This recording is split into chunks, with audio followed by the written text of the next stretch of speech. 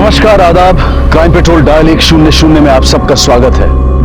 प्यार, लगाव, देखभाल, संरक्षण, ये वो भावनाएं हैं जो किसी भी रिश्ते की नींव होती हैं। और परिवार वो जगह है जहां ये सारी आकांक्षाएं पूरी होती हैं। लेकिन क्या होता है जब ये मूलभूत जरूरतें पूरी नहीं हो पाती? रिश्तों में अपमान, स्वार्थ और लालच का वास हो जाता है, और ऐसे में जुर्म अक्सर अपने पैर पसार लेता है।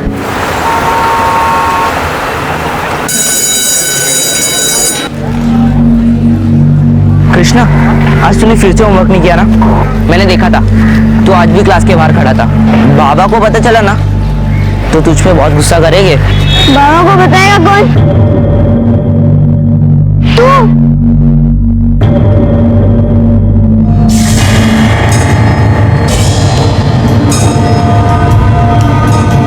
कृष्णा, आज दूसरे गेट से चले। इसलिए मैं इसी गेट से जाऊंगा, और मैं किसी डरता नहीं हूँ। और अगर डर के मारे तेरी पैंट गीली हो रही है तो तू जा। अरे सुन तो।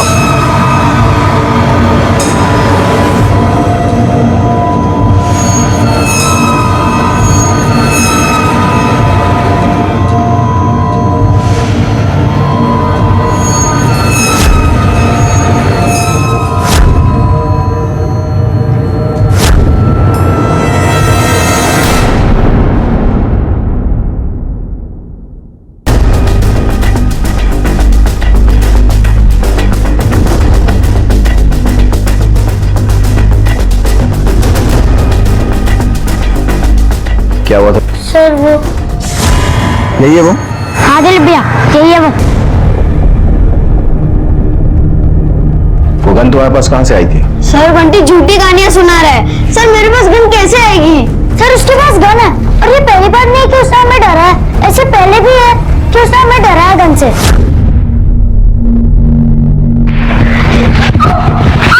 करे देख के नहीं चल सकता।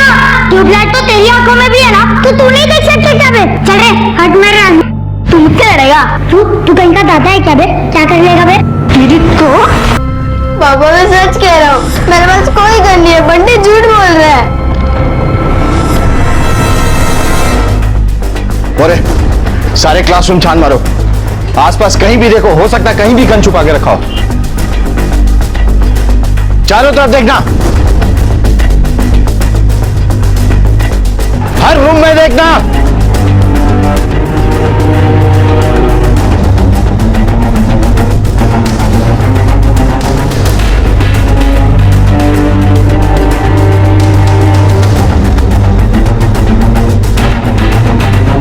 सर,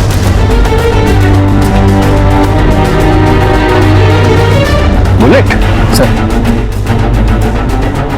इसका मतलब गन थी और उससे फायरिंग भी हुई है। और कुछ मिला? नहीं सर। कृष्णा के घर की तलाशी भी नहीं हुई है।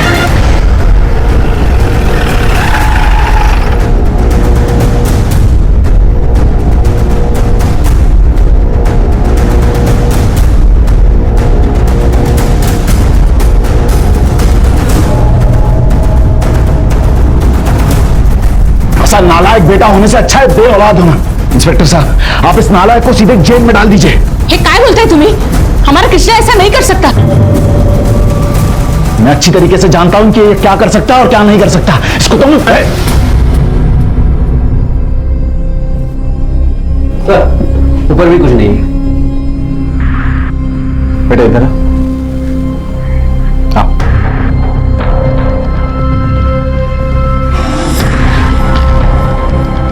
देखो, ये बात तो हमें पता है कि स्कूल में गन थी और उससे गोली भी चली थी, लेकिन तुम कोऑपरेट नहीं कर रहे हो। डरो मत कृष्ण, बताओ सच क्या है।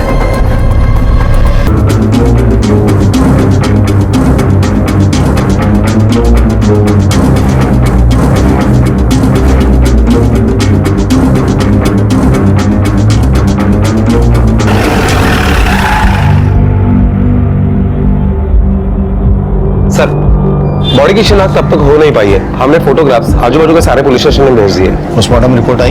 हाँ सर। Ballistic report? वो भी है सर। सर, पोस्टमार्टम रिपोर्ट के मुताबिक मौत 15 दिन पहले गोली लगने की वजह से हुई है। और सर, .32 बोर के रिवॉल्वर से गोली चलाई गई, और ऐसी ही गोली हमें स्कूल में परेड के यहाँ मिली। और एक खास बात सर, बैलिस्टिक रिपोर्ट के मुताबिक दोनों गोलियां एक ही रिवॉल्वर से चलाई गई। कृष्णा जो कह रहा था क्या वो सच था या फिर वाकई उसके पास कोई गन थी? पुलिस के सामने अब यह सवाल था कि जंगल में मिली लाश और स्कूल में चली गोली का आपस में क्या संबंध था और इस पूरे वाकये का कृष्णा से क्या संबंध था? मिलो, पियो।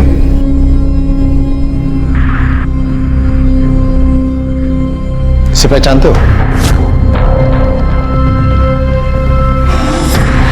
15 दिन पहले इस आदमी का कत्ल हुआ है और हमने पता किया है जिस गन से इसका कत्ल हुआ है वो अब तुम्हारे पास है और इस बेसिस पे तुम्हें हम यहाँ बंद कर सकते हैं। मैं सच कह रहा हूँ अंकल, मेरे पास कोई गन नहीं है। ये सच है कि वहाँ एक गन थी, पर वो गन मेरी नहीं, बंटी के भाई दिलीप की थी। तो ये बात तुमने पहले क्यों नहीं बताई हमें? अंकल मैं डर गया था।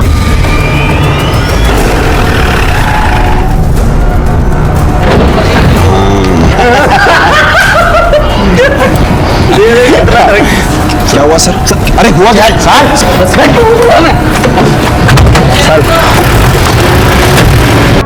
वो गन तेरे पास कहां से आई थी? साहब मेरे पास कोई गन नहीं है। तेरा सारा काला चिट्टा है हमारे पास, समझा ना? बहुत मारामारी करता है, दादागिरी करता है तू।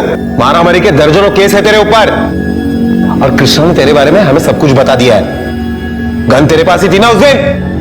साहब वो झूठ बोल रहा है, मेरे पास कोई गन है ही नहीं, बल्कि गन तो खुद उसके पास थी। मैं जानता ही से तू? नहीं साहब।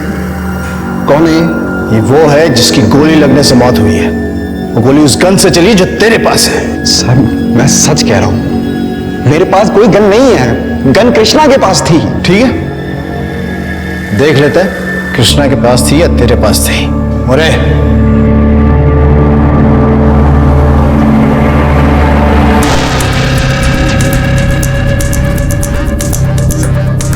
सर छोटे बच्चे की बातों में आके आप खामखा आपका समय बर्बाद कर रहे हैं सर। हमें क्या करना चाहिए और क्या नहीं, इसकी सलाह हमें आपसे नहीं चाहिए, समझे ना? उस लड़के पर तो उसके बाप को ही भरोसा नहीं है, फिर आप? भरोसे के लायक तो आपका बेटा चंदन भी नहीं है। उसका रिकॉर्ड कुछ खास नहीं है, दिन भर अड्डेबाजी करते रहता है और रात को लेट घर पर आता है। क्या जानते हैं आप आपके बेटे के बारे में? बेटा एक बात बताओ, वो गन किसके पास है? सर वो कृष्णा के पास है। सर गन टॉयलेट के फ्लश में से मिला।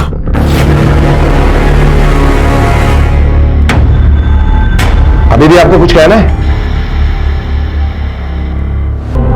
सब मैं मानता हूं कि गन मेरे पास थी, लेकिन मैंने मारा नहीं किसी को। साहब गन तेरे पास कहां से आई? साहब मैंने ये गन मैंने कुछ दिनों पहले आफ्ताब भाई से ली थी, बस दूसरों को डराने के लिए, उन पर रौब जमाने के लिए। बस डराते डराते तूने किसी की जान तक ले लिया। नहीं साहब मैं सच कह रहा हूं, मैंने मारा नहीं किसी को। सच बोल रहा है ना तू?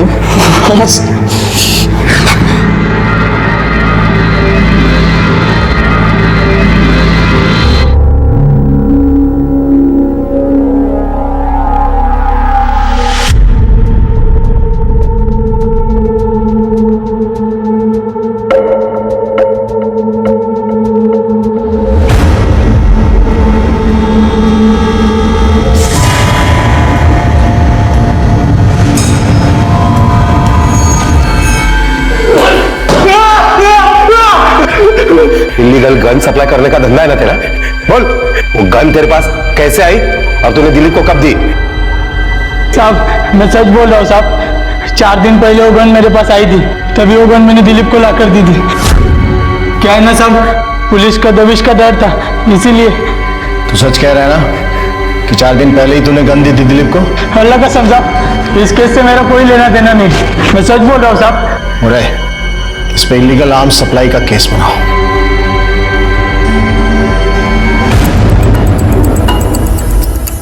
मुरे, अगर 4 दिन पहले इसने गन दिया दिलीप को, तो 15 दिन पहले उसी गन से किसने मर्डर किया? सर बैलिस्टिक रिपोर्ट आ गई है और इसके मुताबिक हमें जो डेड बॉडी मिली उसका मर्डर दिलीप के घर से जो गन बरामद हुई उससे नहीं हुआ है। इसका मतलब कृष्णा ने हमसे झूठ बोला।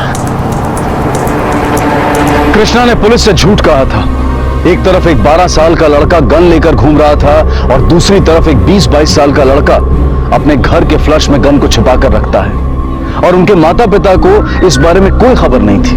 उन्हें ऐसा लग रहा था कि वो अपने बच्चों के प्रति अपनी जिम्मेदारियां पूरी तरह से निभा रहे हैं, पर क्या वो ऐसा कर रहे थे? बच्चों को सिर्फ स्कूल में एडमिशन दिलवाना, उनकी रोजमर्रा की जरूरतों को पूरा करना ही माता पिता की जिम्मेदारी नहीं है। उससे भी कहीं ज्यादा बड़ी जिम्मेदारी है उनके विकसित होते दिमाग में अच्छी बातें और अच्छे विचार डालना। दिलीप और आफताब को इल्लीगल आर्म्स रखने के जुर्म में गिरफ्तार कर लिया गया था और पुलिस ने कृष्णा के बारे में और जानकारी जुटाने का फैसला किया। साहब, हद से ज्यादा सख्ती तो बच्चों को बिगाड़ी देती है और वही हुआ कृष्णा के साथ, वरना कृष्णा इतना बुरा नहीं है।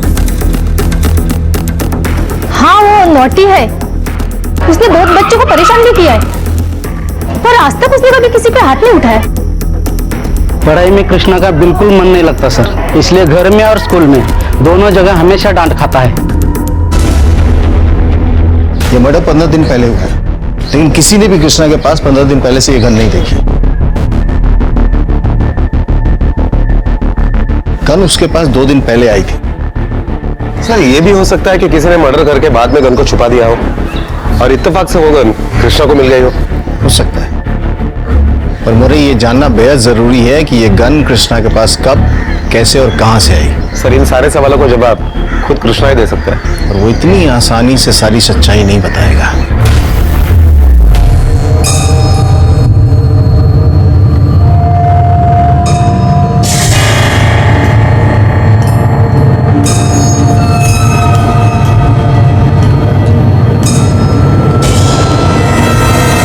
सर मैं खुद इस नालायक से बहुत परेशान हूं। मुझे तो अब इस पर रत्ती भर भरोसा नहीं रहा। क्या पता इस गन से उसने किसी को। हमें नहीं लगता कि कृष्णा ने किसी का भी खून किया है, पर यह बात हम यकीन के साथ कह सकते हैं कि गन उसी के पास है और हम यही जानना चाहते हैं कि यह गन उसके पास कब और कैसे आई। साहब इसके लिए आप हमसे क्या चाहते हैं? हम उससे अकेले में बात करना चाहते हैं, आप लोगों की परमिशन चाहिए। आपको उसके साथ जो करना है कीजिए, मेरा तो अब बस एक ही बेटा है, ये सचिन।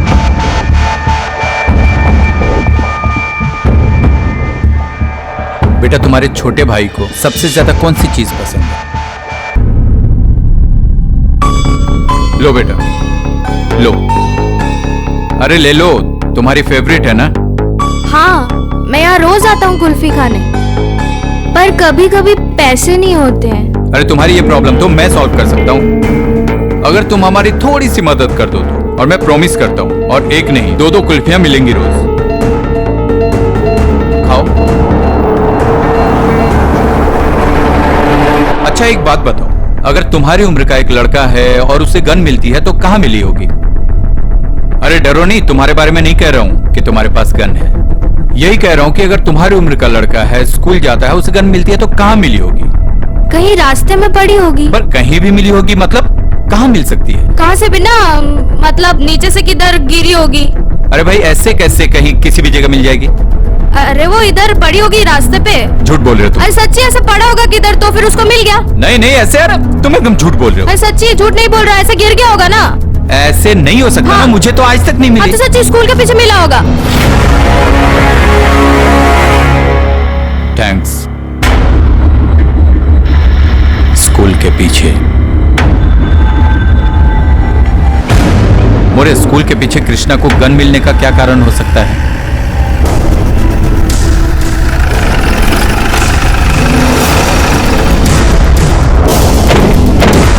यही जगह बताई थी, आसपास ठीक से ढूंढो।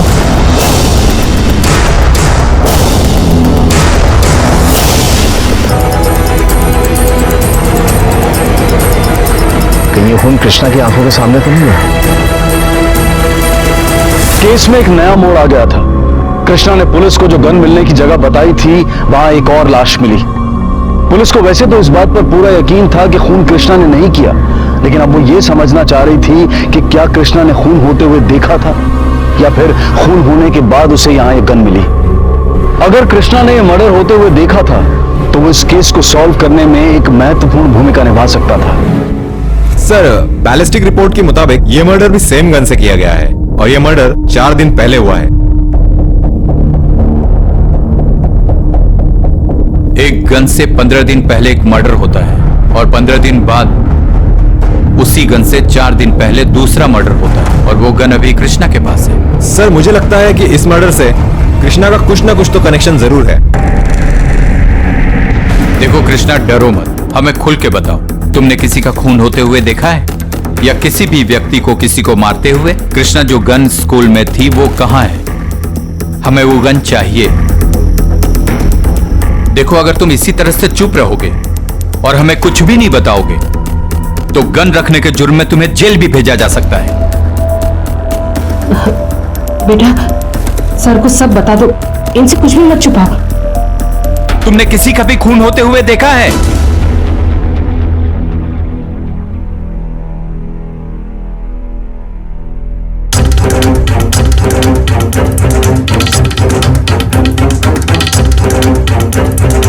एक काम करो, यहां अपने आदमियों को तैनात करो जो 24 घंटा कृष्णा पे नजर रखे, गन को ठिकाने लगाने की कोशिश करेगा। बॉडी की शिनाख्त हुई? नहीं सर, लेकिन हम लोग कोशिश कर रहे हैं।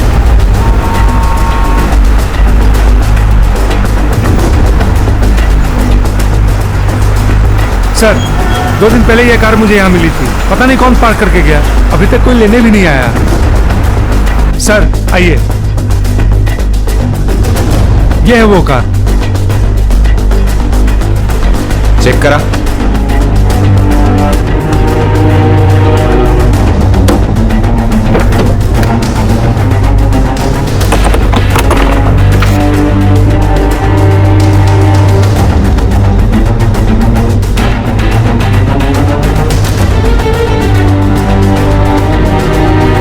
चंदन शर्मा।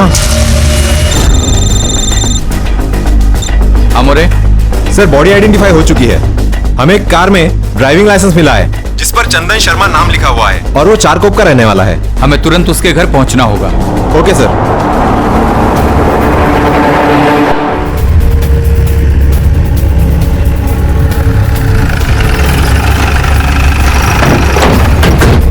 सर यही घर है।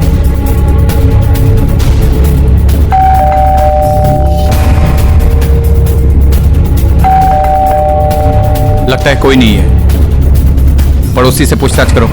चंदन यही रहता है? हाँ साहब। अकेले रहता है या किसी के साथ? चंदन अपनी पत्नी शिवानी के साथ रहता है, पर पिछले कई दिनों से उनका आता पता नहीं है। लास्ट टाइम कब देखा था? और यही कोई 4-5 दिन पहले है।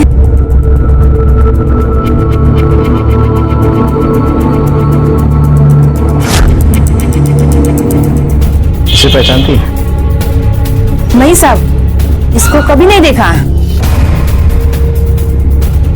चाबी वाले बोला।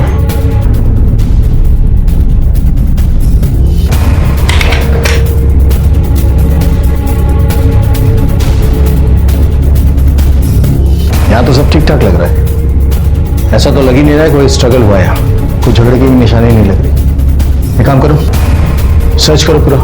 Okay sir.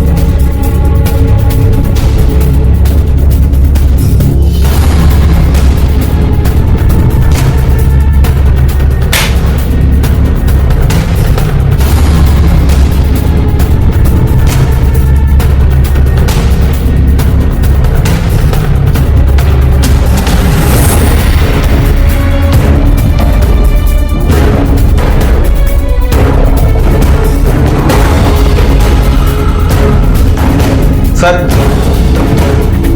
ये देखिए फोटोग्राफ में। यही है चंदन की पत्नी शिवानी? नहीं साहब, ये चंदन की बीवी नहीं है। हमें आपकी मदद चाहिए शिवानी का स्केच बनाने के लिए।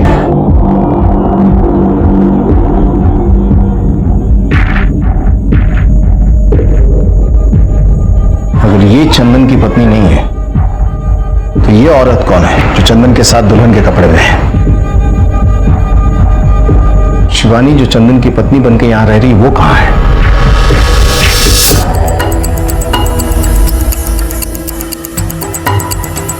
सर, डैमेज फोन मिला सर।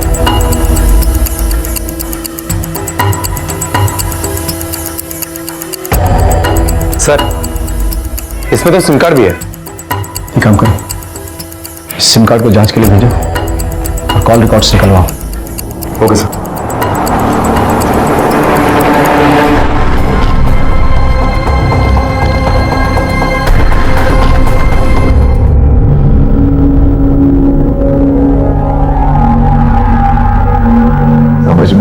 इस लड़के का क्या करूं मैं? इतनी छोटी उम्र में इतना सारा झूठ, और अब ये रिवॉल्वर।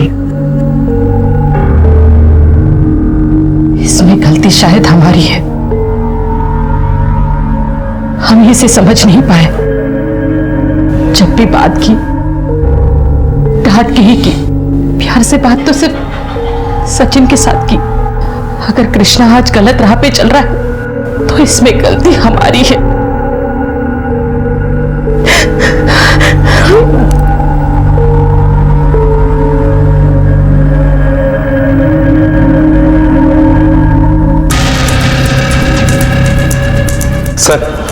सर चंदन के घर पे जो हमें सिम कार्ड मिला था, ये उसके कॉल रिकॉर्ड्स हैं और कुछ नंबर ऐसे मिले जिन पर बार बार फोन किया गया है। किसके नंबर सही है? सर एक तो अंतरा का नंबर है और दूसरा नंबर शिवानी का है, लेकिन शिवानी का फोन अभी स्विच ऑफ आ रहा है। शिवानी का नंबर सर्वेलेंस पे डालो और एक टीम को अलर्ट करो। कहो जैसे कोई हरकत हो हमें बताएं और अंतरा का एड्रेस पता करो। Okay sir.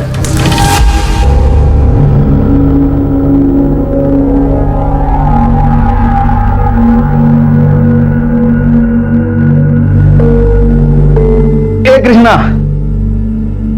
ए कृष्णा, चल मैं तुझे कुल्फी खिला दूं। अरे देख क्या रहा है, चल कुल्फी खा के आते। चल, तुझे कौन सा फ्लेवर अच्छा लगता है?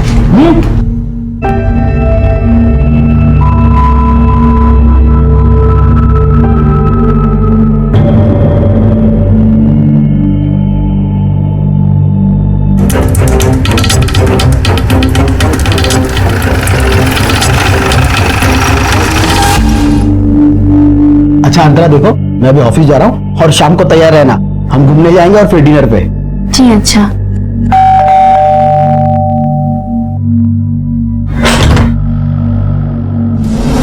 आप लोग यहाँ कैसे और बात क्या है?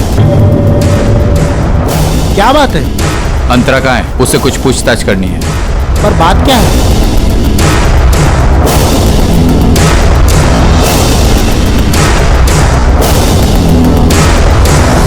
ये इसके पहले के कुछ पैसे बाकी थे ना? हाँ ये लीजिए। अब साहब पिछला हिसाब खत्म। और आगे से जब भी आए इसे कुल्फी दे देना। अब पैसे बाद में मुझसे लेना। ठीक है और हाँ, एक दिन में सिर्फ एक ही कुल्फी, उससे ज्यादा नहीं। हाँ, ये लो बेटा। अरे घे। हाँ अरे घे घे घे घे घे। अरे घे। शाबाश। हे बक कृष्णा, हम लोग तुमसे भी उतना ही प्यार करते हैं जितना सचिन से। हाँ बीच में तुम पर से थोड़ा ध्यान हट गया था, पर आगे से नहीं। अब से मैं तुम्हें खुद पढ़ाऊंगा। हाँ फिर तुम्हें सचिन से भी ज्यादा अच्छे नंबर मिलेंगे, हो ना? नहीं, आप मुझे नहीं पढ़ाओगे क्योंकि आप मुझसे प्यार नहीं करते हो, सचिन से प्यार करते हो। और अपने आई को भी कहा था कि मेरा एक ही बेटा है सचिन, मुझे नहीं चाहिए ये कुल्फी। कृष्णा। चंदन शर्मा को जानती हैं आप? जी वो देखिए, आप ऐसे किसी के भी घर में घुस के ऐसे पूछताछ नहीं कर सकते। जब तक यहाँ पूछताछ कर रहे हैं अच्छा है। पुलिस स्टेशन ले जाकर पूछताछ की तो आपको दिक्कत हो जाएगी। पुलिस को अपना काम करने दीजिए। आप चंदन शर्मा को जानती है या नहीं? जी हाँ, वो मेरे भाई हैं। तब तो ये भी जानती होंगी कि वो कहाँ है अभी।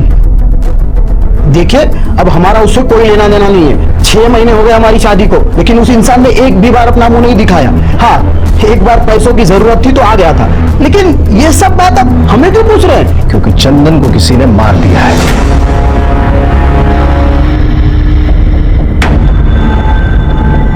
संभाल अपने आप को।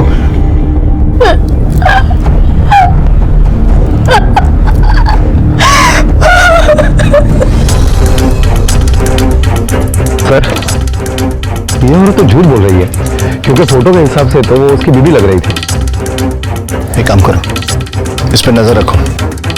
अपना एक कांस्टेबल यहाँ तैनात करो सिविल में।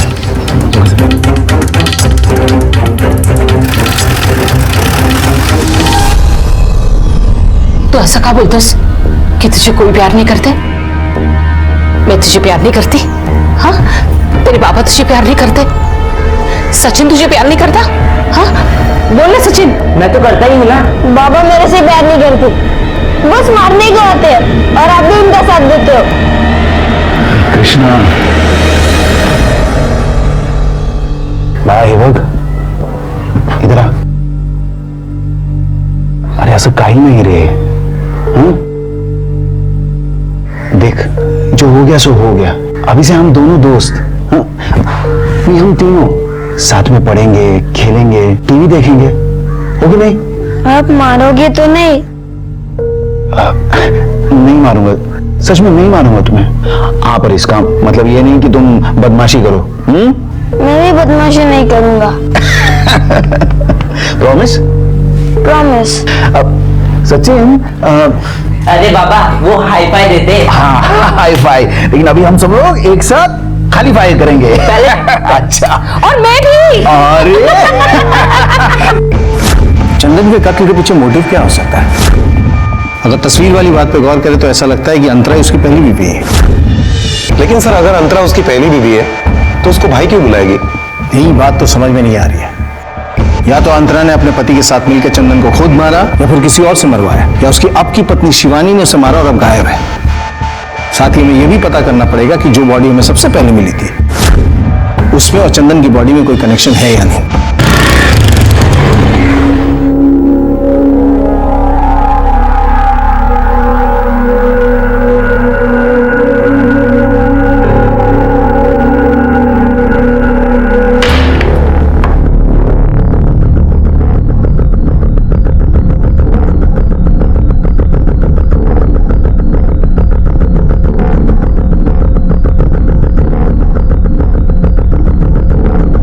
इसका मतलब मेरा शक सही था कि गन तुम्हारे पास थी.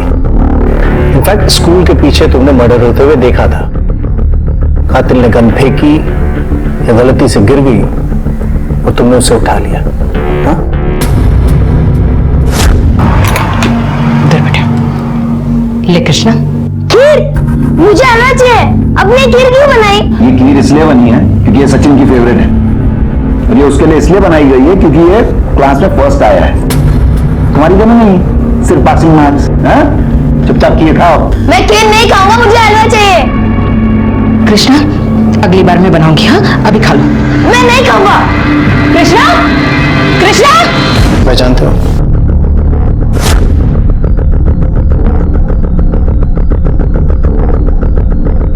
और इसे? नहीं सर, इनमें से कोई नहीं है. तुमने उस औरत को देखा था. अगर उसका हुलिया याद हो और हमारी मदद करो उसका स्केच बनवाने में तो अच्छा होगा. सर अब मैं आपसे कुछ झूठ नहीं बोलूंगा. मैंने खून होते हुए देखा था पर दूर से. गोली चलने के बाद मैं डर गया था, इसलिए उस औरत का चेहरा मैं अच्छे से नहीं देख पाया. पर वो मेरे सामने आएगी तो मैं पहचान लूंगा सर. चूंकि तुम पुलिस की मदद कर रहे हो इसलिए कोर्ट से हम गुजारिश करेंगे कि तुम्हें माफ कर दें. धन्यवाद सर. पुलिस को इस केस में कृष्णा से जो मदद की उम्मीद थी वो अब कम हो गई थी. क्राइम सीन देखने के बाद भी कृष्णा कातिल को पहचानने में नाकाम रहा था. पुलिस की चुनौतियां बढ़ गई थी लेकिन उनकी तहकीकात पूरे जोर शोर से जारी थी. कृष्णा तूने तो कहा था कि तूने उस कातिल का चेहरा नहीं देखा है. अरे देखा था पर इतने अच्छे से नहीं. देख कृष्णा तो इस बार भी झूठ नहीं बोल रहा है ना. बाबू मैं सच में पुलिस की मदद करना चाहता हूँ पर मुझे पहली बार किसी तो इम्पोर्टेंस मिली है. माँ बाबा भी बदल गए हैं. मैं बस यही चाहता था पर अपने माँ बाबा के दिमाग में तो कुछ डाल मत देना प्लीज. सर शिवानी का फोन ऑन हुआ है लेकिन उसने नया सिम कार्ड लिया है. हमने सर्विस प्रोवाइडर कंपनी से उसका एड्रेस निकलवाया है सर. Very good. बोले यही वो एक इंपॉर्टेंट कड़ी है जिससे हमें यह पता चल सकता है कि शिवानी ने अपने हस्बैंड को मारा या किसी और की मदद से उसका कत्ल करवाया या उसे इस केस के बारे में कुछ और जानकारी है. सर जल्द से जल्द उसके ठिकाने तक पहुंचना पड़ेगा. चलो.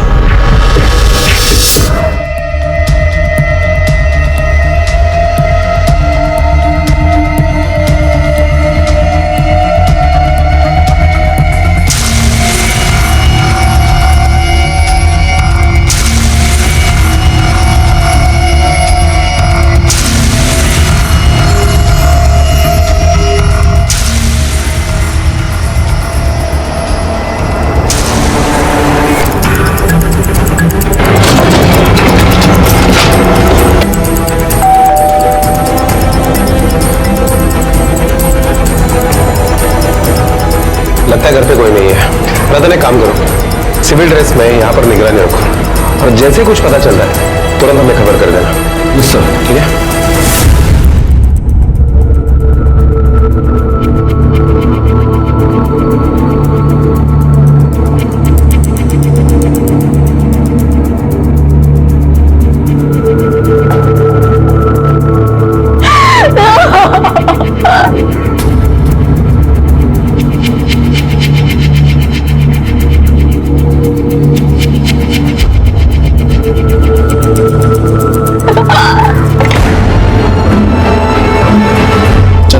भाई नहीं पति था? सच सच बताओ, चंदन से तुम्हारा क्या रिश्ता था? शिवानी का इन सब में क्या रोल था, बताओ।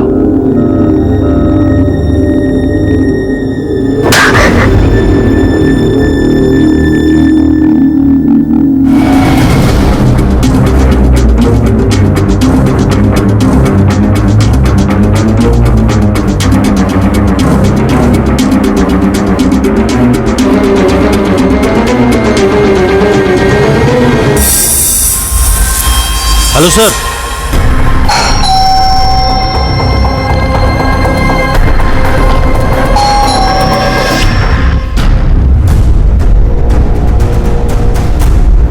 जी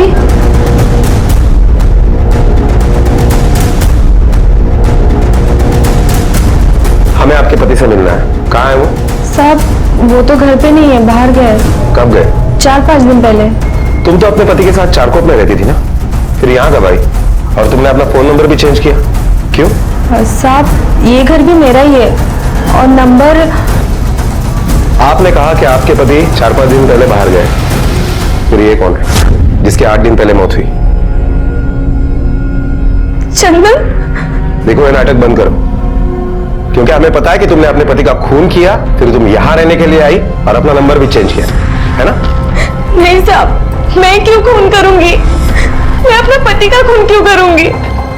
हमारे पास तुम्हारे घर का सर्च वारंट है, सगळं घर नीट बघा, बघा काय सापड देता।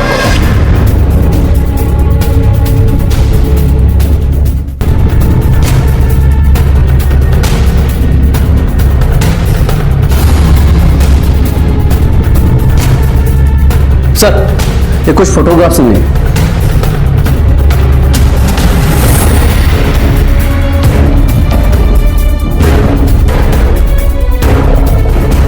इतने सारे दूल्हा दुल्हन के फोटो और हर फोटो में पंडित और कन्यादान करने वाले माँ बाप भी सेम है। ये बताओ कि तुम लोग की शादी कैसे हुई थी? कि सर हमारी शादी तो मैट्रिमोनियल ऐड के थ्रू हुई थी। इनमें से किसी को जानते हो? सर यही तो पंडित है जिसने हमारी शादी करवाई थी। यही चंदन और अंतरा के माता पिता है जिन्होंने कन्यादान किया था। न जाने इस चंदन की कितनी बहनें हैं और न जाने इसके माँ बाप ने कितने कन्यादान करवाए हैं। सब यही वो बड़जी है जिन्होंने हमारी शादी करवाई थी। क्या हुआ साहब? चलो बड़े साहब। अरे मैंने खुद में किया सब। चलो। हाँ साहब, चंदन मेरा पति था। मैं इस धंधे में और आगे नहीं जाना चाहती थी, इसलिए मैं वहां से आ गई और अपना नंबर भी चेंज कर दिया। धंधा? कैसा धंधा? साहब शादियों का धंधा। चंदन सबसे पहले खूबसूरत और भोली भाली लड़कियों को अपने जाल में फांसता था, जो कि अनाथ होते थे या फिर गरीब घर से। पहले तो खुद शादी करता था उनसे, उसके बाद रईस, बुढ़े, बदशक्ल, अपाहिज आदमियों से उनकी जबरदस्ती शादी कराता था, जिन्हें लड़कियां नहीं मिलती थी शादी के लिए, और उसके बदले मोटी रकम मांगता था उनसे। मैंने बहुत समझाने की कोशिश की उसे, इस बात पे हम दोनों के बीच झगड़े भी हुए, लेकिन वो नहीं माना साहब। उसने तुम्हारी बात नहीं मानी, इसलिए तुमने उसे मार दिया? नहीं साहब, मैंने उसे नहीं मारा। वो जैसा भी था वो मेरा पति था। पहचानती हो इसे? साहब ये तो मंजूनाथ है। ये भी चंदन का क्लाइंट था। एक लड़की की शादी इससे भी कराई थी चंदन ने। इसकी बीवी का पता बताओ। बताती हूँ सर।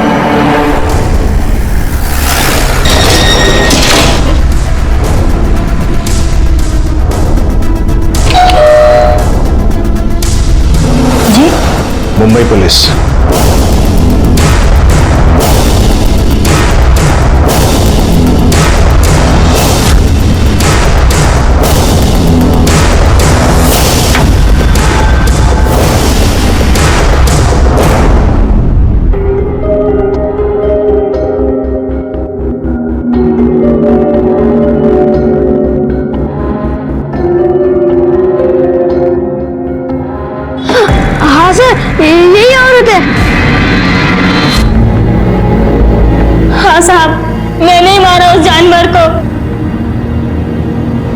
पत्नी नहीं थी, मैं बस एक इस्तेमाल की चीज थी। शादी के बाद मुझे बहुत मारता पीटता था, मेरी जिंदगी एकदम नरक बना दी थी। उस चंदन ने मुझे इस नरक में ढकेला, इसीलिए मैंने चंदन को भी मार डाला। मैं भी चाहती थी प्यार करने वाला पति मिले, पर मुझे चंदन जैसा दरिंदा मिला जिसने मुझे शराबी जुआरी के हाथों बांध दिया साहिब। और मैं तो अपने घर भी वापस नहीं जा सकती थी, बहुत बदनामी होती है साहिब। एक दिन मैंने अपने पति को चंदन से मिलने की बात करते सुना। चंदन मेरे भाई, अरे कहाँ है भाई? अरे नहीं यार चंदन, मैंने ट्राई किया था। अच्छा मिलते हैं ना कल ठीक 9 बजे। और उसी दिन मैंने ठान लिया कि मैं दोनों से बदला लूंगी। मेरे पति के पास एक इलीगल गन थी जो मैंने चुरा लिया और उसका पीछा किया। मैं दोनों को साथ तो नहीं मार सकती थी, इसलिए मैंने अपने पति को पहले मार डाला। नहीं, तुम मुझे नहीं मार सकती हो, मैं तुम्हारा पति हूँ मौसा। 15 दिन बाद मैंने उस चंदन को भी उसके किए की सजा दे दी साहिब। करने की जगह तुमने पुलिस की मदद ली होती तो वो जिंदा सलाखों के पीछे होते, तुम यहाँ नहीं होती। शिवानी को चंदन के फ्रॉड्स में उसका साथ देने के लिए और उपासना को चंदन और मंजूनाथ के कत्ल के लिए गिरफ्तार कर लिया गया है। चूंकि कृष्णा ने पुलिस की मदद की थी, इसलिए कोर्ट ने उसे हथियार रखने के जुर्म में वार्निंग देकर छोड़ दिया है। चंदन ने जिन लड़कियों के साथ फ्रॉड किया था, उनमें से ज्यादातर अपने घर वापस नहीं जाना चाहती थी, क्योंकि उन्हें लगता था कि उनके परिवार वाले समाज के डर से उन्हें वापस नहीं अपनाएंगे। ऐसे परिवारों द्वारा अपनी बेटियों को संरक्षण ना देने की वजह से लड़कियां इस जुर्म का शिकार हुई और उनमें से उपासना तो अपराधी भी बन गई। जरूरत है ऐसी मानसिकता को बदलने की, जरूरत है परिवार में आपसी रिश्तों को मजबूती देने की, ताकि अगर घर का कोई भी सदस्य मुश्किल में पड़ जाए तो हम उसका सहारा बन सकें। इसी विचार के साथ अब मैं अनूप सोनी आपसे विदा लेता हूं। फिर मुलाकात होगी अगले एपिसोड में एक और चौंका देने वाले केस के साथ। तब तक अपना और अपने परिवार का ख्याल रखें और देखते रहें क्राइम पेट्रोल डायल 100। सबक एक को सीख हम सबको। जय। नमस्कार, आदाब। क्राइम पेट्रोल डायल 100 में आप सबका स्वागत है। जिंदगी अगर सांप सीढ़ी का खेल है तो 1 से 100 तक पहुंचने की कोशिश सपनों की उन सीढ़ियों को पकड़ने की होती है जो हमें उस पड़ाव तक पहुंचाएं जहां से हमें अपनी मंजिल करीब दिखाई देती हो। माना कि हम गिर कर उठ सकते हैं, लेकिन अगर कोई ऐसा गिरा दे कि जिंदगी उस अंक पर आकर ठहर जाए जहां से गिनती न सीधी चल सकती है और न ही उल्टी।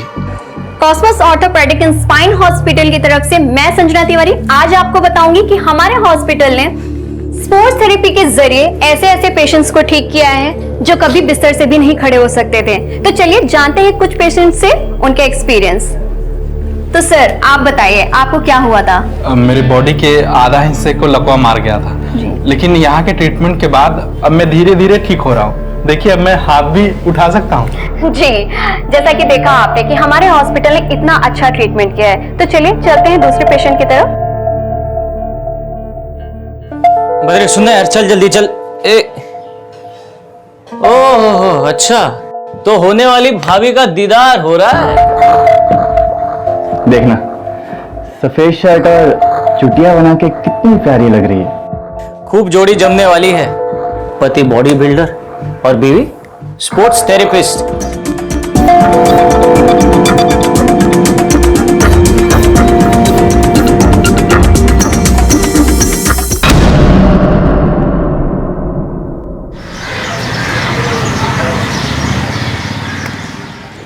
बाबा, ये कॉस्मोस हॉस्पिटल का जो मालिक है ना, बड़ा ही चालाक निकला।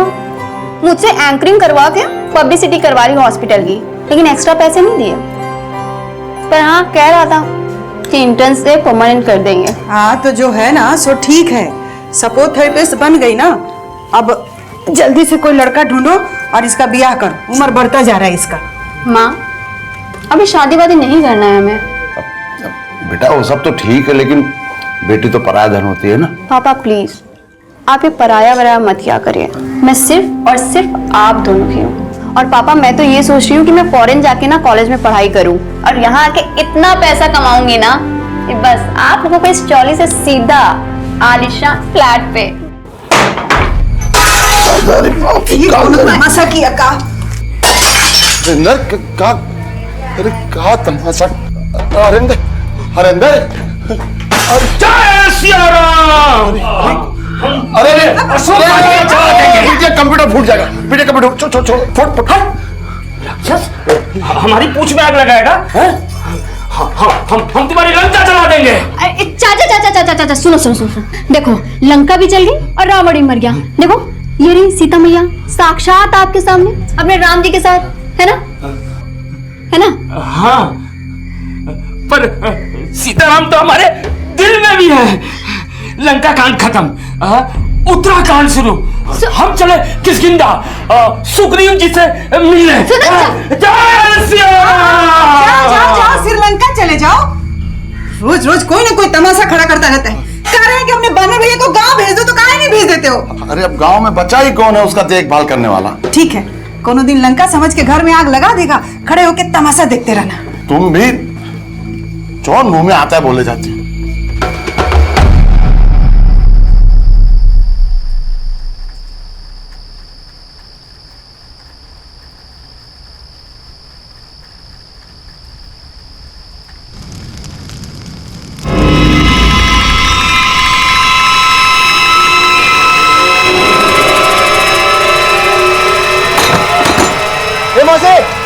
मोसे इतना रात को दरवाजा क्या खटखटा? अरे मोसे ऊपर देखना, वो क्या हुआ ऊपर? अरे मौसी तेरे घर में आग लगी है।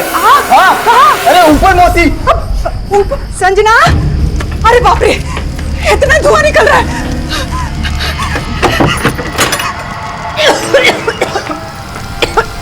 संजना संजना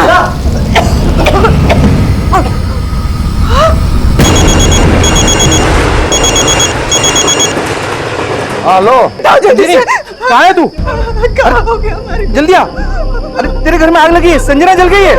कहाँ?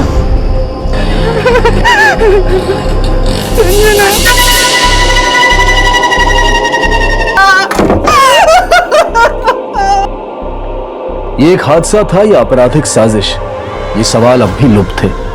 फिलहाल संजना को बचाने की कोशिश हो रही थी।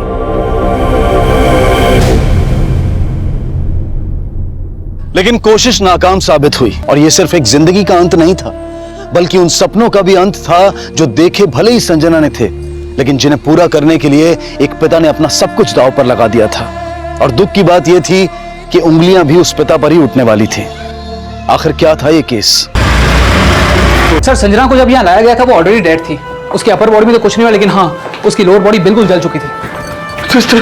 सिस्टर मेरी बेटी संजना को यहाँ लाया गया ठाकुर चौल से, जल गई थी। एक बर्न केस आया था और वो पेशेंट बची नहीं।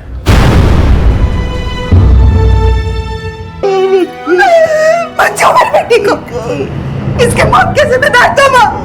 तुम्हारी वजह से हुआ सब। कैसे भागो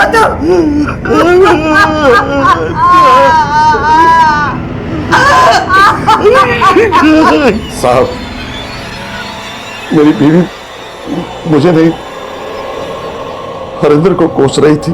हरेंद्र? ये हरेंद्र कौन? मेरा छोटा भाई, दिमागी हालत ठीक नहीं है उसकी। सालों पहले गांव की रामलीला में हनुमान को रोल कर रहा था। एक हादसे में सर पे चोट लग गई। तब से खुद को हनुमान समझता है और बोलता रहता है कि लंका जला दूंगा। मेरी बेटी भी जलकर मरी है साहब, तो मेरी बीवी को लगता है कि कहीं हरेंद्र तो नहीं। ये हरेंद्र मिलेगा कहाँ?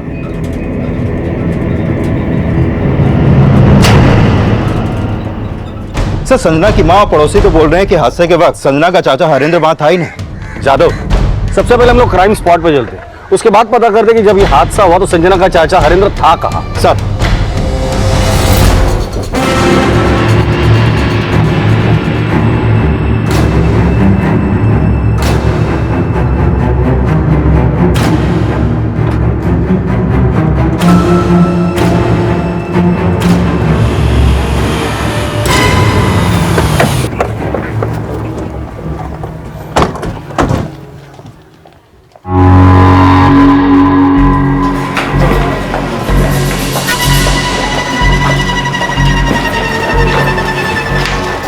राव, तुम चाल में जाके पूछताछ करो। सर। और जादव, तुम उस चाचा के बारे में पता करो, तब तो मैं ऊपर कमरे में जाता हूँ। सर।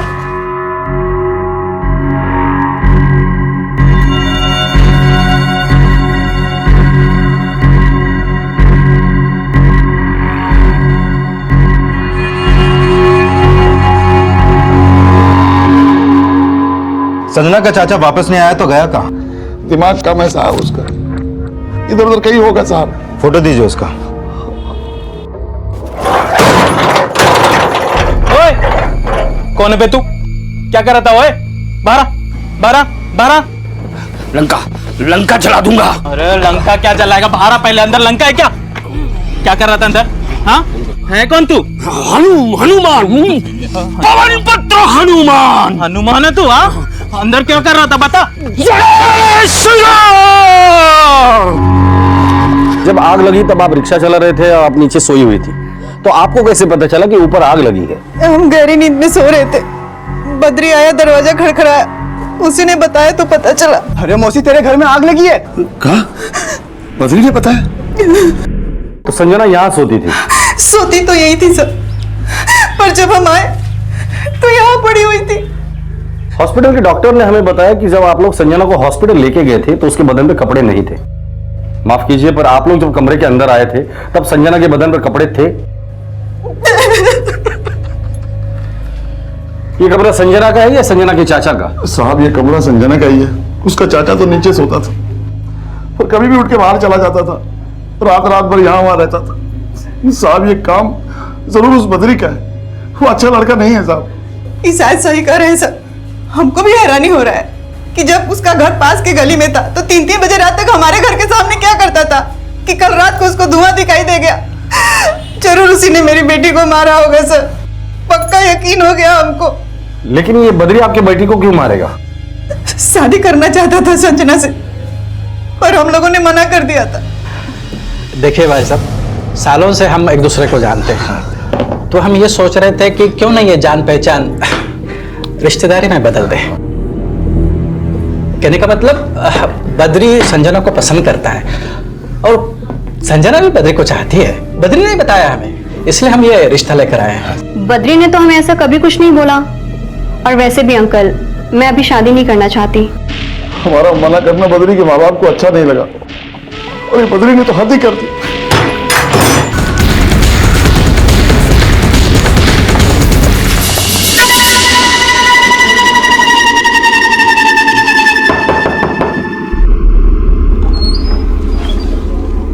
जी, बद्री कहाँ है?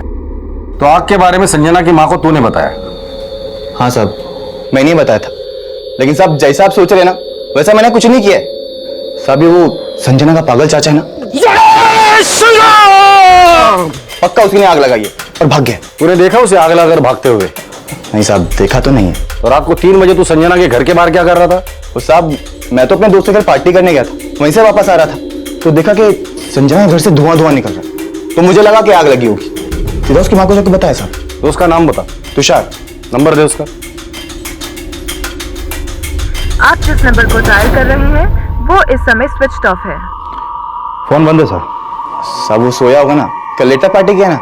लेकिन साहब मैं सच्ची बोल रहा हूँ, मैं उसी के घर पे था, आई शपथ। एड्रेस बोलो उसका। सर संजना की बॉडी हमें जिस हालत में मिली उससे तो लगता है कि उसे सेक्सुअली असॉल्ट किया गया होगा। लेकिन सर एक बात खटक रही है, संजना की माँ पहले अपने पति को कोस रही थी और अब अपने पति के साथ सुर बदल के बद्री पर आरोप लगा रही है। हमको भी हैरानी हो रहा है कि जब उसका घर पास के गली में था तो 3-3 बजे रात तक हमारे घर के सामने क्या करता था। जब तक संजना का चाचा हरेंद्र नहीं मिलता कहानी समझ में नहीं आएगी। ये बद्री ने जो स्टेटमेंट दिया है उसे क्रॉस वेरीफाई करो और पड़ोसियों से पूछताछ करो, क्या किसी ने उस रात कुछ देखा था क्या? सब संजना के चाचा का गायब होना उन्हें प्राइम सस्पेक्ट तो बना रहा था, लेकिन संजना के पिता संजना को खोने के बाद क्या वाकई अपने भाई को बचाने की कोशिश कर रहे थे? हम कितना बार बोले कि जवान बेटी के रूम में अपने पागल भाई को मत जाने दो, पर तुम हमारी एक बात नहीं सुनी। तुमको अभी भी ऐसा ही लगता है कि आग हरेंद्र ने लगाई? आग नहीं लगाई होगी, पर ये सब उसी की वजह से तो हुआ है। संजना का कमरा खुला छोड़ के भाग गया होगा, पता नहीं क्या क्या हुआ होगा हमारी बेटी के साथ।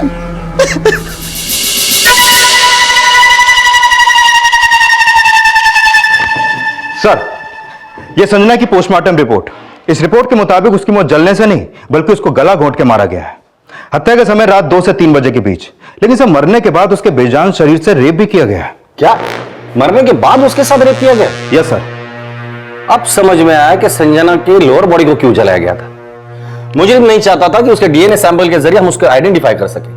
जादव, ये जो कोई भी है, ये आस पड़ोस या पहचान वाला ही है, जिसे डर था कि डीएनए सैंपल के जरिए हम उसे पकड़ सकते हैं, इसलिए उसने संजना के लोअर बॉडी को जलाया। संजना के चाचा को कुछ पता चला? अभी तक तो नहीं, लेकिन सब पोस्टमार्टम रिपोर्ट से जो सामने आया है उससे तो लगता है कि यह किसी दिमाग वाले का काम है। लेकिन संजना की चाचा की दिमागी हालत तो खराब है। जादव, जब तक हम लोग उसे नहीं मिलते संजना के चाचा की दिमागी हालत खराब है, ये हमारे लिए सुनी सुनाई बात है। और मान लो उसने कुछ नहीं किया तो फिर गायब क्यों हो गया वो?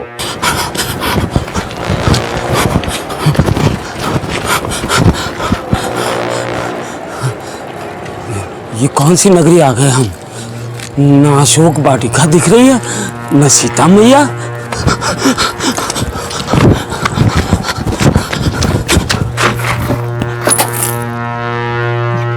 बाप रे, बड़ी बड़ी मूछें। तो जरूर राक्षस होगा। ये तो खा लेगा। सूक्ष्म रूप धारण करता हूं। जय श्री राम।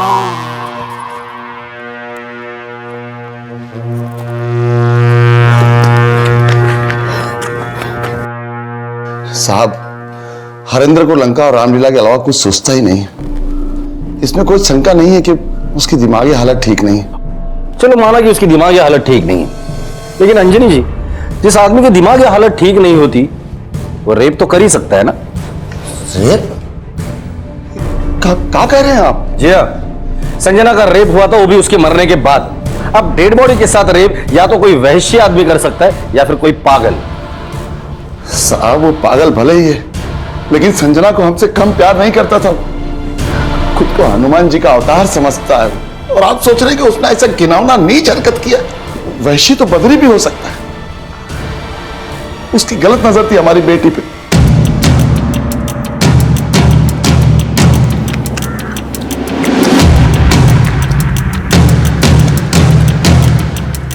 सीता मैया, लंका में सीता मैया, असली रूप धारण करना पड़ेगा।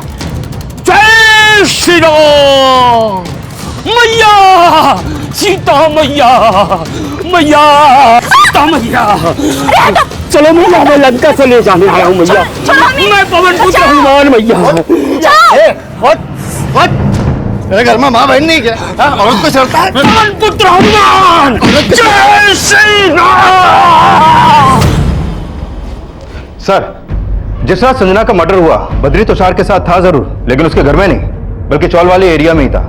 और जब मैंने चौल के लोगों से बद्री और तुषार के बारे में पूछताछ की तो पता चला कि ये दोनों अक्सर ड्रग्स लेते हैं, और कई बार चौल के पीछे वाले मंदिर के पास इन लोगों को ड्रग्स लेते हुए देखा भी गया है। नजर रखो इन पर, और जब ड्रग्स लेते हो तभी उठाना, फिर तबीयत से पूछताछ करते हैं। सर,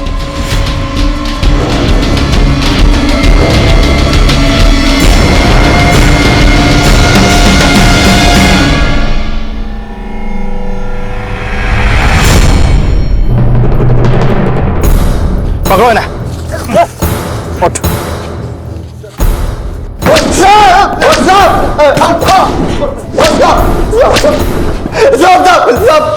सब मानता मैं ड्रग्स लेता हूँ, लेकिन संजय को मैंने नहीं मारा साहब। अरे सिर्फ मारा ही नहीं, मारने के बाद उसका रेप भी किया है। नहीं साहब, मैंने कोई रेप नहीं किया साहब। साहब, पक्का उसके पागल चाचा ने किया। चाचा का नाम तो तू लेगा ही। संजना को मारने के बाद तूने चाचा को भी गायब किया है ना? साहब, उसको गायब करके मुझे क्या मिलेगा साहब? मैंने कुछ नहीं किया साहब। तूने कुछ नहीं किया तो क्या तेरे दोस्त ने किया? संजना को मैंने कभी गलत नजर से नहीं देखा, उसको तो मैं भाभी मानता था साहब। चाहता था बबुआ ने। क्यों? तू जानता है ना उसी ने किया ये कांड। मुझे नहीं पता साहब बद्री ने क्या किया। उस रात को तो मैं 3 बजे घर चला गया था। चला? हाँ, मिलते हैं कल। उस दिन जब मैं तुषार से मिलके वापस आ रहा था ना, तो देखा कि संजना के कमरे से पूरा धुआं धुआं निकल रहा है। तो उस दिन झूठ क्यों बोला हमसे कि तू तुषार के घर पे पार्टी करने गया था, जबकि तू तेरे ही एरिया में था? साहब, वो क्या है ना कि अगर उस दिन सच बोलता तो सीधा शक मेरे ऊपर ही आता साहब, जबकि ना तो मैंने संजना को मारा और ना ही साहब उसके चाचा को गायब किया है। तो तेरे कहने का मतलब है ये सब कुछ उसके चाचा ने किया है? हाँ साहब, उसका चाचा दिखता पागल था साहब, लेकिन पागल नहीं था साहब, बहुत शाना था साहब। आपको पता है, औरतों को ना मोहल्लों में छूता था साहब, और जब पकड़ा जाता था तो सीता मैया करता था साहब। पागलपंती की आड़ में सब करता था। उसे नहीं किया साहब, मैंने कुछ नहीं किया साहब।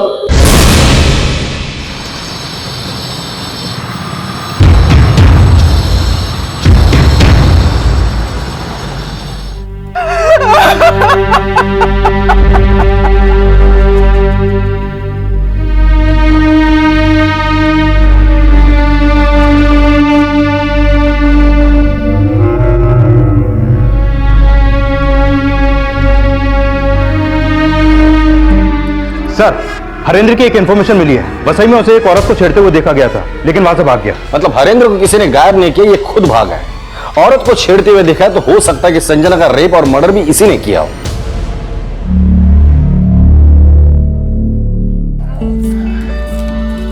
ए बिटिया, पापा, माँ, पापा आ गए। दीजिए सामान। अच्छे से आ गए। हाँ, सब ठीक है। हाँ। जीव विज्ञान में 82, भौतिक विज्ञान में 90 और रसायन विज्ञान में 92। शाबाश, दिल खुश कर दिया। शाबाश सुबह, सब ठीक है। अब कोनो लड़का ढूंढो, इसका शादी करा दो। पापा, माँ को समझाइए ना, ये शादी वादी अभी हम नहीं करना चाहते हैं, हमको और पढ़ना है अभी। आपको तो पता है ना कि कॉलेज गांव से कितना दूर है। आप तो रहते हैं शहर में, हम इसको कॉलेज वॉलेज नहीं भेजेंगे कह देते हैं। हाँ, तो काम करो, अब तुम भी हमारे साथ शहर में आ जाओ। अब हम बिटिया मुंबई में पढ़ाएंगे। जय श्री राम। अरे चलो, जय श्री राम, जय श्री राम। अरे भैया, अरे चलो, काहे परेशान कर रहे हो उसको? जय श्री राम। मैया मैया करते करते शांति की साड़ी खींच दिया ये। देखो भैया, उसका दिमाग ठीक नहीं है तो पता है ना सबको। अरे हम संजना को नहीं, बल्कि इस पगले को यहाँ लाके गलती की है। सही कह रही थी तुम, उसको यहाँ लाना ही नहीं चाहिए था।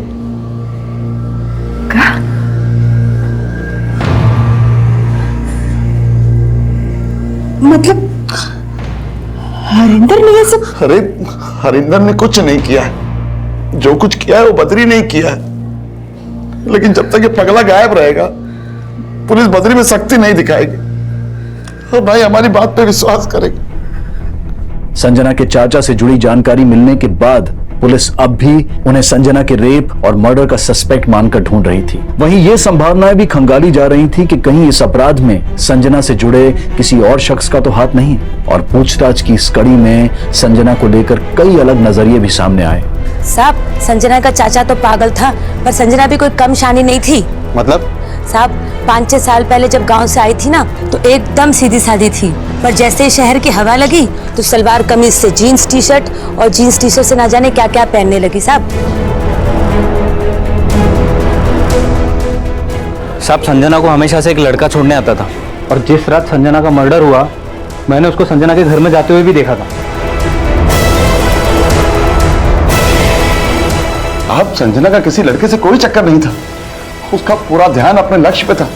वो तो विदेश जाके पढ़ना चाहती थी। लेकिन हमें पता चला है कि जिस रात संजना के साथ हादसा हुआ, उस रात 12 बजे कोई लड़का संजना से मिलने आया था। नहीं साहब, किसी ने आपसे झूठ बोला होगा। मेरी संजना को कोई बदनाम करने की कोशिश कर रहा है सर।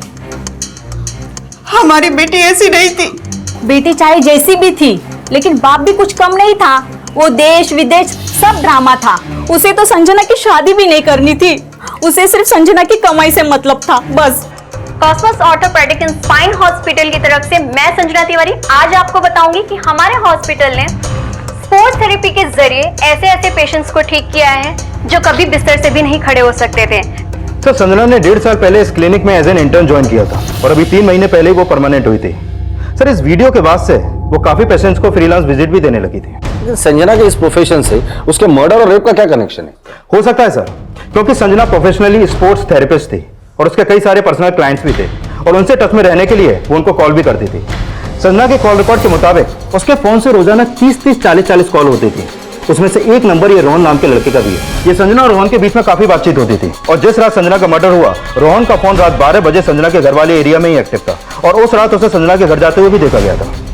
इसका मतलब हो सकता है ये रोहन उसका क्लाइंट हो या कुछ और। उठाकर लेकर आओ इस रोहन को। सर, मैं संजना का कलीग, मैं भी उसके साथ हॉस्पिटल में स्पोर्ट्स थेरेपी की प्रैक्टिस करता था, वही हमारी दोस्ती है। सिर्फ दोस्ती थी या हम दोनों शादी करना चाहते थे? ऐसे कैसे हो सकता है? संजना के घर वाले तुम्हारे बारे में कुछ जानते ही नहीं। हाँ सर, उसने अपने घर वालों को कुछ नहीं बताया था, लेकिन सर उसने मुझसे वादा किया था शादी का। जिस तरह संजना का मर्डर हुआ था तुम मिले थे उसे? हाँ सर, वो अपनी घड़ी हॉस्पिटल में ही भूल गई थी, वही देने गया था। सिर्फ घड़ी देने के लिए रात के 12 बजे उसके घर पर गया था तू? एक्चुअली घड़ी तो सिर्फ एक बहाना था उससे मिलने का, लेकिन सर मेरी कोई गलत नियत नहीं थी सर, मैं तो सिर्फ 10 मिनट में वापस आ गया था। चलो माना कि 10 मिनट में तुम निकल गए, लेकिन जब तुम वहां गए थे क्या संजना के चाचा को वहां देखा था? सर, जब मैं आया था तब तो सर नहीं देखा था, लेकिन हाँ सर, जब मैं जा रहा था तो वो अपने रूम से निकल के संजना के रूम की तरफ जा रहे थे। उसके बाद तुम कहाँ गए थे? सर मैं तो सर अपने घर गया सर, आप पूछ लीजिए। सर रोहन रात 1 बजे अपने घर मलाड पहुंच गया था। मैंने उसकी बिल्डिंग की सीसीटीवी चेक की। सर संजना के फादर अंजनी की एक इन्फॉर्मेशन मिली है। 6 महीने पहले एक कुसुम सावंत नाम की औरत ने अंजनी पर रेप का एलिगेशन लगाया था। रेप का? हाँ सर। ये औरत कहाँ रहती है? सर उसी चौल में जहाँ पे अंजनी रहता है, लेकिन सर उस केस में अंजनी को क्लीन चिट मिल गई थी।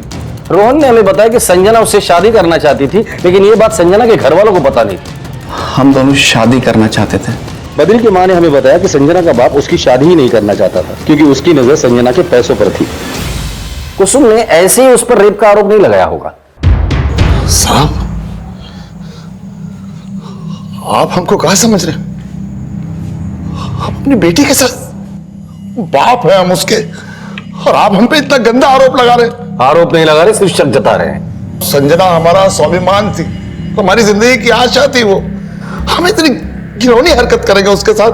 हम रात रात भर रिक्शा इसलिए चलाते थे ताकि संजना के सपने साकार हो सके, और आप हम पे रेप का इतना घिनौना आरोप लगा रहे। रेप का आरोप तो कुसुम ने भी लगाया था आप पर। वो आरोप तो खारिज हो गया था, डीएनए भी हुआ था हमारा। मतलब आप जानते हैं कि डीएनए टेस्ट से आरोपी पकड़ा जा सकता है, इसलिए संजना के केस में वो संभावना ही मिटा दी। अब चाहे तो बिना इल्जाम के हमें फांसी पर चढ़ा दे, लेकिन ऐसा घिनौना आरोप ना लगाया। हाथ जोड़ते हैं आपके। माना साहब, अंजनी पे आरोप साबित नहीं हुआ, लेकिन मेरा रेप हुआ था। तुमने अंजनी पे आरोप क्यों लगाया था?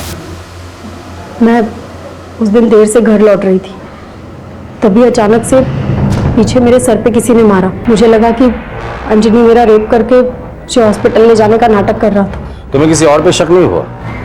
मैं नहीं जानती कि किसने मेरे साथ क्या किया। मेरी ज्यादा बदनामी ना हो इसलिए चुप रह गई। हो सकता है कि कुसुम का रेप अंजनी ने नहीं बल्कि हरेंद्र ने किया हो, और अंजनी हरेंद्र को बचाने की कोशिश कर रहा है। और यह भी हो सकता है कि संजना का रेप भी हरेंद्र ने किया हो और खानदान की बदनामी ना हो, इसलिए हरेंद्र को अंजनी ने गायब किया हो। लेकिन एक मिनट सर। हेलो,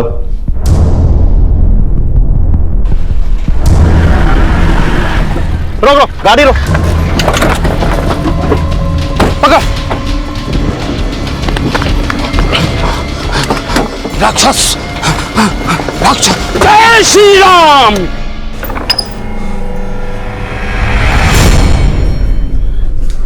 काहे ले गए थे पुलिस वाले आपको? बोल काहे नहीं रहे? क्या हुआ? कुछ बोल काहे नहीं रहे आप? बोलिए ना। पुलिस वाले बोले कि वो सब हम किए हैं संजना के साथ। हमारे तो मन में आ रहा था कि ट्रेन के नीचे जाके जान दे दे अपनी, और ये सोच के रोक लिए अपने आप को कि तुम्हारा क्या होगा। अंजनी, अरे तेरा भाई आया था, लेकिन पुलिस वाले उसको उठा के ले गए। लंका जला देंगे हम। जय श्री राम, जय श्री राम, जय श्री राम। सर हरेंद्र से बात करके तो यही लग रहा है कि उसकी दिमागी हालत ठीक नहीं है। ठीक है, उसे मेंटल चेकअप के लिए भेज दो, और हाँ उसका डीएनए टेस्ट करो। कुसुम रेप केस में कुसुम की जो मेडिकल रिपोर्ट है उससे उसका डीएनए मैच करो। साहब हम सुने कि आप लोग हरिंदर को लेके आए। साहब उसने कुछ नहीं किया है, वो पागल है साहब, उसने कुछ नहीं किया, ना हमने कुछ किया है साहब। ये पता लगाना हमारा काम है। अब संजना के साथ साथ कुसुम रेप केस भी सॉल्व हो जाएगा। सर संजना के चाचा हरेंद्र का डीएनए कुसुम की मेडिकल रिपोर्ट से मैच नहीं करता है, और हरेंद्र की मेंटल रिपोर्ट से भी साफ है कि उसकी दिमागी हालत ठीक नहीं। जिस रात ये कांड हुआ संजना के साथ उसका चाचा मौजूद था, इसीलिए तो संजना के रेप और मर्डर के बाद वो वैसे ही भाग गया। इसके पीछे क्या राज हो सकता है? सर पिछले 2 दिन से साइकोलॉजिस्ट उसका बयान लेने की कोशिश कर रहे हैं, लेकिन वो सिर्फ लंका और सीता मैया के अलावा कुछ बोलता ही नहीं है। अभी तक हम संजना के बाप और उसके चाचा को ही सस्पेक्ट मान रहे थे, लेकिन सस्पेक्ट तो बद्री और तुषार भी है। एक काम करते हैं, अंजनी से कहते हैं कि हमें उस पर पूरा विश्वास है, और अपने भाई से बात करके ये पता करें कि उस रात संजना के साथ क्या हुआ था। देखते हैं क्या सामने आता है, कोई कहानी या हकीकत। लंका जला देंगे। चुप, लंका मत करो। जो हम पूछ रहे हैं ना उसका ठीक से जवाब दो। जब संजना यहाँ थी, हमारा मतलब है जब सीता मैया यहाँ थी, तो ये हनुमान जी क्या कर रहे थे? जय श्री राम। हम लंका जला देंगे, लंका जला देंगे हम। जय श्री राम, जय श्री राम, जय श्री राम, जय श्री राम। अबे रुक, पकड़ उसको। रुक रुक रुक, चल चल चल। सीताहरण, चल। सीताहरण, सीताहरण। अबे रुक। सीताहरण, सीताहरण, सीताहरण, सीताहरण, सीताहरण। आपका भाई भाग गया तो कहानी खत्म हो गई। संजना के साथ रेप हुआ है। सर वो एक जगह बैठ गया, हिलने का नाम ही नहीं ले रहा। शायद वहां पे कुछ हुआ था। सीताहरण, सीताहरण, सीताहरण, सीताहरण, सीताहरण। अरे अरिंदर, अरे क्या तमाशा कर रहे हैं आप? सीताहरण, सीताहरण, सीताहरण, सीताहरण। अंजनी जी, ये बार बार सीताहरण सीताहरण बोल रहे हैं। ये ऐसा तो नहीं कि संजना के साथ यहाँ कुछ हुआ है? पूछिए जरा। सीताहरण। अरेंद्र, सीता मैया का हरण हुआ यहाँ? सीताहरण, सीताहरण। कौन किया? राक्षस, राक्षस। सीताहरण, सीताहरण, सीताहरण, सीताहरण, सीताहरण, सीताहरण। ये क्या कहना चाह रहा कुछ पता नहीं, लेकिन यहाँ कुछ हुआ जरूर है जो इसने देखा। स्कूल के बाहर 3 CCTVs है, एक अंदर की तरफ है जो हमारे काम का नहीं, लेकिन ये 2 हमारे काम के हैं। यारो, स्कूल में जाकर जिस रोज संजना गायब हुई थी उस रात के CCTV फुटेज निकालो। सर, स्कूल में सामने की तरफ जो CCTV कैमरा लगा है वो खराब है, उधर से कोई फुटेज नहीं मिला। लेकिन गली की तरफ जो CCTV कैमरा लगा है उसकी फुटेज इसमें है। लगाओ।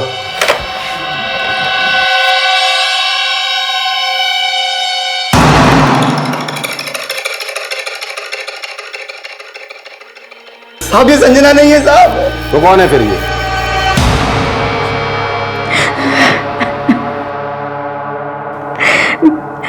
साहब उस रात ही नहीं, वो दोनों हर रोज मेरा रेप करते थे।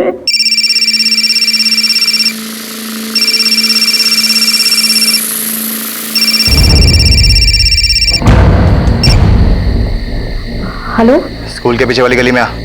बद्री, मेरे से नहीं हो पाएगा ये। जब बद्री और तुषार तुम्हारा रेप करते थे तो तुमने अंजनी का नाम क्यों लिया था? उन्होंने मुझे मजबूर कर दिया था साहब। कैसी मजबूरी? बद्री ने मेरा वीडियो बना लिया था। वो मुझे हर रोज ब्लैकमेल करता था। उसके बाद उसने अपने दोस्त को भी बुला लिया। वो दोनों मिलकर रोज मेरा रेप करते थे। उन दोनों के कहने पे ही मैंने अंजनी पे झूठा आरोप लगाया, क्योंकि बद्री संजना से बदला लेना चाहता था। ये साफ हो चुका था कि कुसुम बद्री और तुषार के शोषण का शिकार हो रही थी, लेकिन बद्री और तुषार इस बात से साफ इनकार कर रहे थे कि उन्होंने संजना का बलात्कार या हत्या की थी। तो फिर संजना किसके अपराध का शिकार हुई थी? सर, बद्री और तुषार दोनों में से कोई भी मानने को तैयार नहीं है कि उन्होंने संजना का मर्डर और रेप किया है। जादव, CCTV फुटेज के हिसाब से तुषार और बद्री रात 2:55 तक वहीं पर थे। संजना के पोस्टमार्टम रिपोर्ट से पता चला कि संजना का मर्डर रात को 2 और 3 के बीच हुआ है। संजना की मां ने भी यही बताया था कि रात को 3 बजे बद्री ने उन्हें उठाया था। बद्री आया, दरवाजा खड़खड़ाया, उसी ने बताया तो पता चला। इसका मतलब ये मर्डर तुषार और बद्री ने नहीं किया। उस रात संजना से मिलने रोहन आया था, जिसके बारे में घर वालों को पता ही नहीं। तो हो सकता है कि संजना की जिंदगी में और भी कोई होगा जिसके बारे में घर वालों को पता ही नहीं होगा। ये संजना के कॉल रिकॉर्ड दोबारा से स्कैन करो। सर,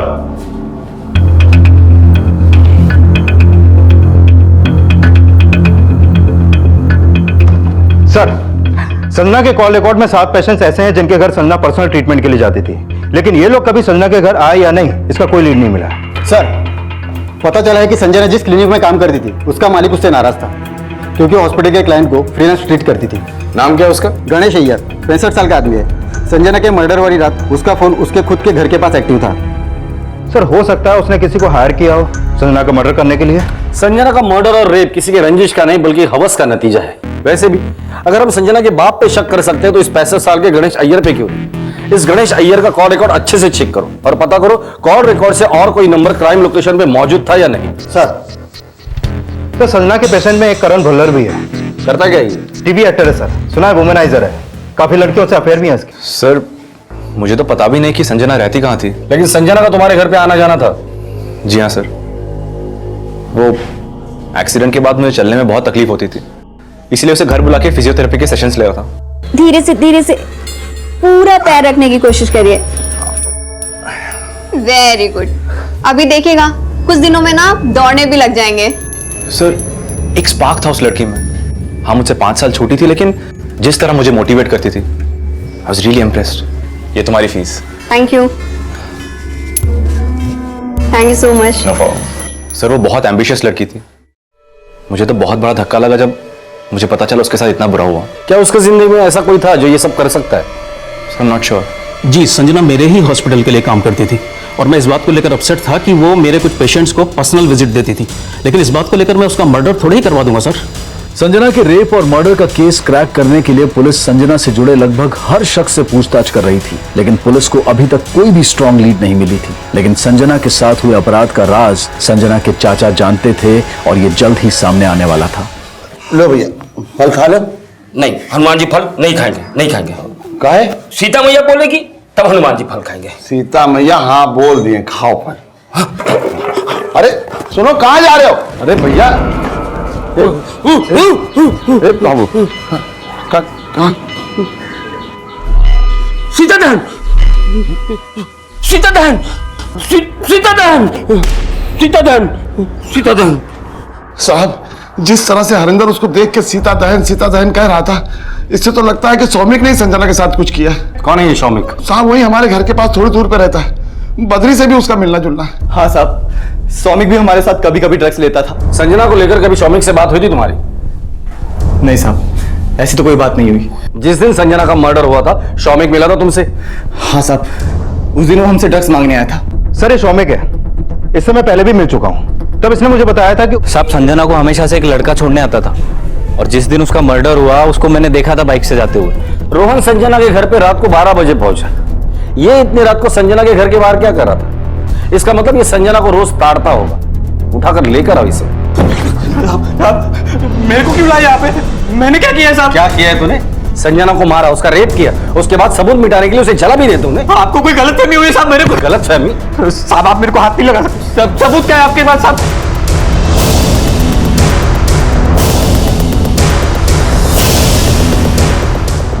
इतने आसानी से मुंह नहीं खोलेगा। जिस तरह संजना का मर्डर हुआ था, सौमिक की एक्टिविटी क्या थी ये पता करो। सब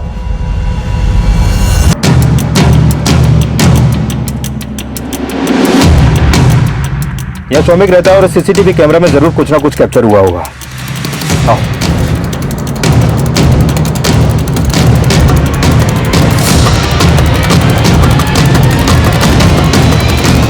ये गया 2:50 रिवाइंड करो। बस 2:15। मतलब ये 2:15 पे गया और 2:50 पे वापस है। ये 35 मिनट संजना के घर पर ही था। और सर पोस्टमार्टम रिपोर्ट के मुताबिक संजना का मर्डर भी रात 2 से 3 बजे के बीच ही हुआ था।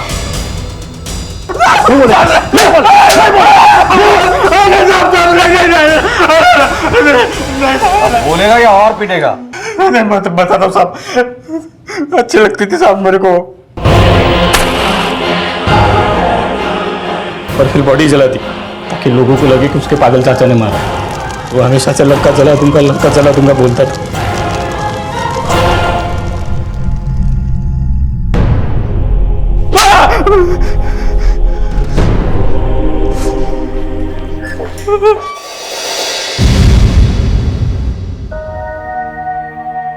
संजना को एक काबिल स्पोर्ट्स फिजियोथेरेपिस्ट बनाने के लिए संजना और उसके माता पिता ने अपना दिन रात एक कर दिया था, लेकिन उन्होंने कल्पना भी नहीं की थी कि उनके सपने एक ही झटके में धराशायी हो जाएंगे।